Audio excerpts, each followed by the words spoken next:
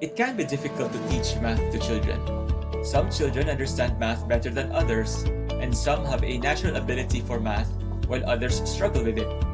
But math is important because it teaches kids how to solve problems and helps them develop analytical skills that they will use their entire life.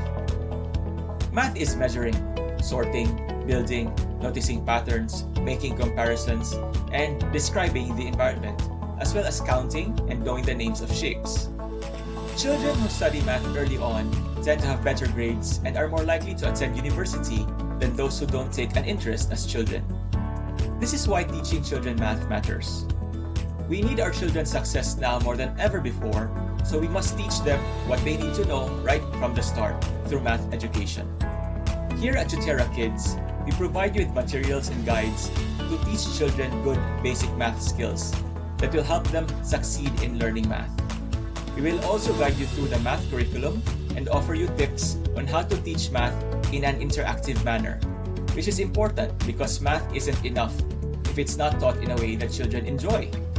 If you want your kids to learn math in a fun and engaging way, come visit our website at Tutera Kids and follow along on our math journey.